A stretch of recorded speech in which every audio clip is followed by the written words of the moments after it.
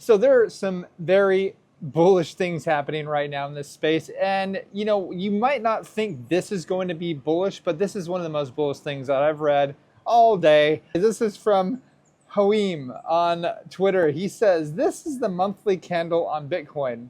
This monthly candle has destroyed portfolios, dreams, ambitions, aspirations, and hope." Blah, blah, blah. Okay, for first bulls, now the bears. Gross.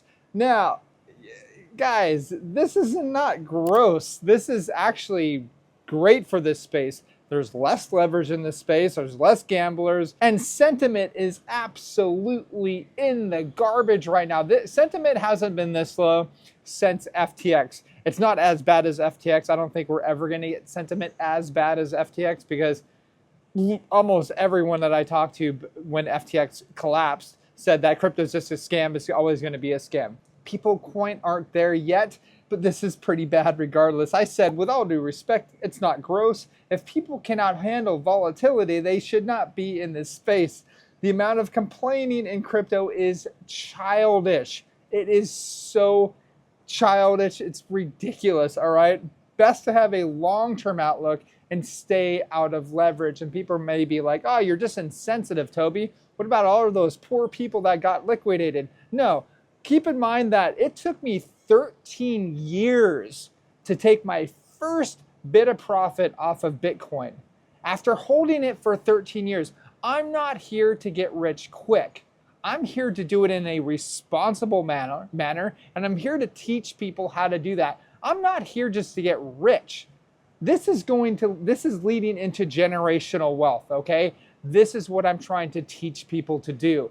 Not to get liquidated because they're irresponsible and they're impatient to try to get rich. These are the type of people, when you hear things like this should show you that this is kind of what the majority of larger accounts think on Twitter. And this is the type of people that you probably shouldn't be listening to. No offense to this guy. I'm sure he's a nice guy. I'm sure he's had some great tweets before. Whatever, but when you say things like this, it shows your cards, guys. Now let's go on to some really bullish news that's going to teach you about how to make generational wealth, okay? So now we have this from Watch a Guru. Fun fact, 10 years ago, Bitcoin was $283. So if you didn't try to trade every single move for 10 years and you just literally just bought $283 worth of Bitcoin, which would have got you one Bitcoin, you'd be at $115,000 right now. That you would have done better than every single 100% of traders in the entire crypto space by just holding for 10 years. Yes, 10 years may seem like a lot, but if you're making generational wealth, you're going to have kids maybe that you can actually pass this on to. You're going to have charities that you can pass this on to, and it's not even going to put a dent in your wallet. This is the brilliancy of holding long-term and being responsible, which means staying out of leverage. Okay, so this is Adam Livingston says, inflation is now at 3% and government calls this healthy. So inflation, everybody knows on this space that inflation is going to keep on going up and up and up. And every time government inflation says a figure, we all know it's much, much higher. No, he goes on to say you'd have 41.2% of your original purchasing power after 30 years. So in other words, you would have lost over 60% of your purchasing power in 60 years. And this is why people need to feel like they need to gamble away. But that's not the right way. It's actually dollar cost averaging is the best way to make an absolute killing in crypto. Okay, so that means 58.8% of your purchasing power is destroyed by only 3% inflation over 30 years.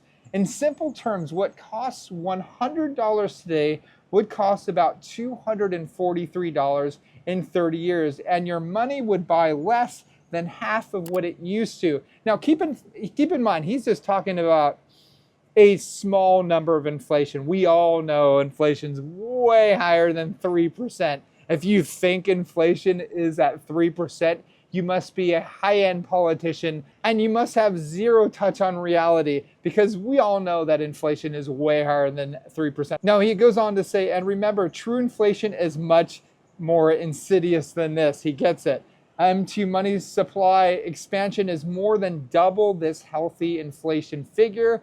This is why you must own Bitcoin and store your wealth in something incorruptible. And he also goes on to say your livelihood and your family depends on it. And that is very true, because if you're just trying to, work your way with a wage or a job or something else, or like a 401k to try to get yourself out of this inflation that is happening right now, you're never going to do that. And I even posted today on Twitter, I'm like, you know what? By the time the next election cycle happens, when Trump either gets elected or not elected or whatever, whenever that date is going to come in about 3 years or just over 3 years, the US will be printing $1 trillion probably every 20 days. Keep in mind that we've been printing $1 trillion at the beginning of the year. It took 90 days. Then a couple months later, it took 80 days to print $1 trillion. Now it took 70 days, the last trillion that they printed. What do you think is going to happen in 3 years?